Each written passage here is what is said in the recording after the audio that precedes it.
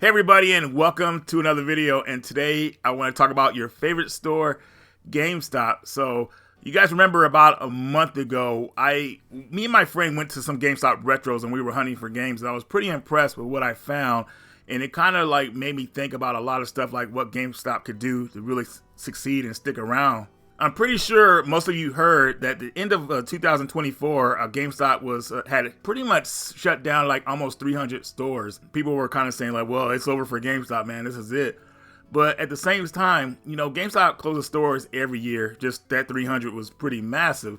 But at the same time, if a GameStop store sucks, they should close. I've been to a lot of GameStops near me that are not very good stores, and I don't even want to really go into them. Those are the type of stores that should close, because I'm pretty sure a lot of people feel the same way. When you go into a store, they have nothing you want. If you go into a store blindly, I feel like you should still be able to see something impressive. But going into those stores, usually, you're always like, you ask them a question, they're saying, oh, did you pre-order, and all that stuff. It's just annoying. So a lot of those crappy stores, I think, should be shut down, and it should focus on the main stores that have a lot of stuff. And that's where the GameStop Retro came in. I mean, the GameStop Retro stores are what GameStop stores should be. Now, just to go over what I think GameStop could do to succeed is definitely the GameStop Retros are a plus. I think they should focus on getting all their stores like that. I think just the more stuff they have, the more people that'll show up. I like that they actually have a licensed limited run games there. Kind of like the leftover limited run games that nobody picks up or didn't sell out or whatever like that. They'll go to a GameStop store, and a lot of eyes will be put on them because a lot of people don't really follow limited run like that. So when these games show up in GameStop, it's pretty impressive. A lot of people still collect for the retro, and definitely they have room for something like limited run. Now, another cool thing was the Chromatic. The Chromatic showed up, and I really felt like that was a good thing for GameStop. Chromatic is I would say an advanced Game Boy Color system, and has its own games for it, which GameStop has been putting out. One of my friends, Sean, is really liking the system. He's picked up his games from his local GameStop. And that's just an overall resurgence for me to see new games being put out on old hardware. So actually new hardware. Even the Chromatic is a Game Boy, but it's different. You guys know what I mean. But that's just impressive. And a lot of people like playing old school games like that. Not everybody wants to play modern games, and I get that. Some games are too easy or too cinematic or just too puzzling or whatever. They want to go back to the old school. So I like that Chromatic is bringing new games out on their system, which I believe the games are also compatible on the Game Boy Color. But yeah, you guys let me know, because I get confused on that sometimes. But anyways, there was a time when GameStop was really on top. I mean, they were the go-to place. I remember everybody was excited to go to the store when certain games were coming out. I remember when people would go to the midnight releases because they couldn't wait. And it was just an overall exciting experience. So I'm hoping that these things I've talked about can help GameStop last a bit longer. Now, one of the things, well, quite a few things that I don't like about GameStop stores is a lot of the memorabilia, like cups, selling mugs, things like that. Just stuff that just like really feels like it shouldn't be in the store. But at the same time, maybe that's helping them stay afloat. I don't really know how much people are buying that stuff, but I just know that I always see that stuff on clearance, and I never really pick any of it up, so I just kind of ignore it. So there's that. You know what I mean? Does that stuff need to stick around? I mean, what do you guys think? I think it should be out of there, and they should just fill it up with more game spots.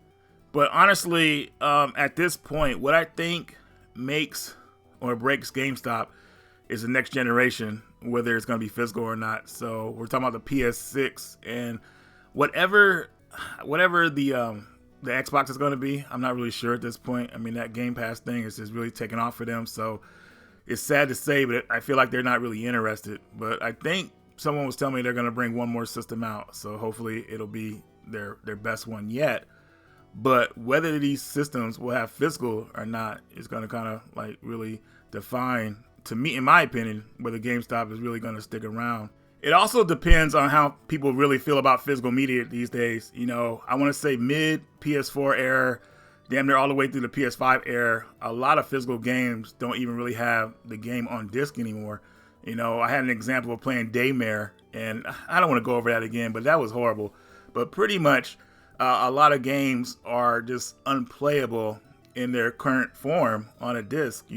Companies are always depending on that day one patch to kind of guide them through and make sure, people don't really notice how their game really is on disc. If you got slow internet, sometimes you don't feel like waiting to play a game. You're like, oh, I just want to play it, see how it is. Sometimes you'll be dumbfounded by how bad the game is without any of the patches. And you could think like, how could these guys even put this on a physical format? I feel like if it was a cartridge, none of that would happen, of course. Cartridges always felt like they were complete games.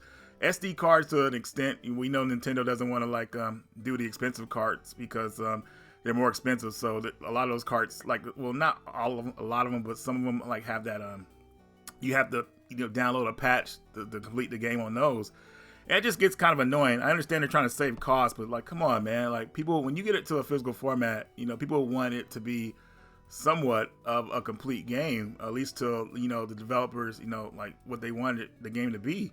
But that kind of practice is kind of steered me towards digital. I'm not saying I'm all the way there, but sometimes I'm like, man, I don't feel like buying this game because it's not going to be what I would call a complete product. I want the game to feel like it's ready to go. And I don't mean to use Cyberpunk, really. That game was obviously rushed out of the door. But could you imagine playing Cyberpunk, the finished product, first?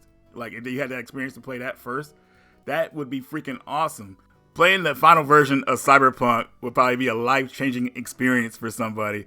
But I don't want to drag on too much about that type of physical media where, how we're talking about complete games. But going back to GameStop, like I said, I feel like, the next generation will really make them or break them. So some people have told me they feel like GameStop's got, 2 years left in them or whatever like that. I feel like as of right now, I think they got at least a good, it was 3 years. So I think they got 4 years left depending, we'll see what happens. I think 4 years, we'll finally get the next generation consoles out and then we'll see what they're equipped with. And then that's going to really decide things.